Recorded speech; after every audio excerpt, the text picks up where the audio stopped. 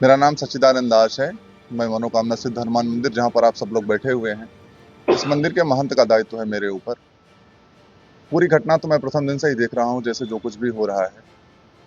मेरे मन में बात आई कि हम लोगों को भय इस बात से नहीं करना चाहिए कि भारत की जनता कहाँ पहुंच जाएगी, भारत की लड़कियां कैसे कपड़े पहनेंगी, भारत को लोग कैसे रिप्रेजेंट करेंगे। इससे बड़ी चिंता यह है कि हम लोग की सांस्कृतिक स्थिति जो है, भय सिर्फ मुगलों की दास्ता का नहीं था, भय उस गुलामी का था जो संस्कृति और व्यक्ति से व्यक्ति को जोड़ने वाली संपदा को सर्वनाश करने वाले थे।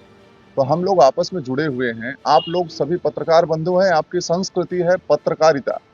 इसलिए जहां पर आपको जो उपयुक्त लगता है वहां पर पहुंच करके आप अपनी पत्रकारिता का काम भी करते हैं और पत्रकारिता को बचाने का प्रयास भी कर रहे हैं। तो हम अपने संस्कृति के संरक्षक बनने का कोई दावा तो नहीं कर सकते हैं, लेकिन केसर के इत्र में और मोगरे के इत्र में जो इत्र ज्यादा महकेगा वो ज्यादा महकेगा, बस बात यही है। और वो जो संस्कृति बचाने वाली परंपरा है, अगर व्यक्ति से व्यक्ति को जोड़ने वाली संस्कृति ही नहीं बचेगी तो फिर भारत अपने आप में विखंडित हो जाएगा। फिर हम विश्व गुरु तो बड़ी दूर की बात है, कभी कुछ हो पाएंगे या नहीं हो पाएंगे। नहीं, बात यहाँ पर आती है जहाँ पर वो रैंप वॉक हो रहा था, हाँ। वहाँ पर जाकर के राघव जी ने उन लड़कियों को कहा कि भाई हमारी ये संस्कृति नहीं, हमारी कल्चर नहीं। लेकिन वो मिस ऋषिकेश बनी, आगे जाकर के वो रिप्रेजेंट करेंगे किसी और उसमें कॉम्पिटिशन में। वहाँ की उस पर हम डायरेक्ट जानना चाहते हैं कि होनहार बिरवान के दिखत चीकने पात, एक बड़ी प्रसिद्ध कहावत है। पूत के पांव पालने में ही दिख जाते हैं। जब तक वो ऋषिकेश में है तब तक हमारी जिम्मेदारी है कि वो कैसे रिप्रेजेंट करेगी ऋषिकेश को। उसके आगे अगर भारत के अंदर वो शो होगा तो हम लोग भी तो बड़े होंगे धीरे धीरे और वो भी अपने कार्य क्षेत्र में आगे बढ़ेगी।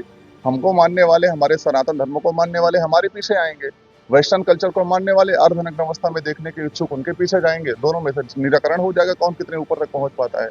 अभी तो हम लोग एक छोटे पौध हैं जो ऋषिकेश के संरक्षण की बात कर रहे हैं।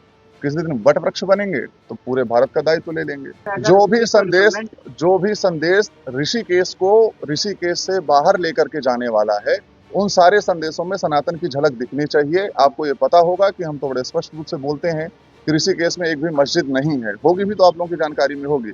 अगर ऋषिकेश कहीं उठ करके जा रहा है, चाहे वो किसी रैंप वॉक के माध्यम से हो, चाहे वो किसी गीत के माध्यम से हो, चाहे वो किसी स्टेज शो के माध्यम से हो, चाहे वो किसी गजल के माध्यम से हो, अगर जा रहा है तो वो ऋषिकेश महात्मा, साधु, संत, सनातन परंपरा, रामकृष्ण और बाकी स्थितियों पर ही चलेगा।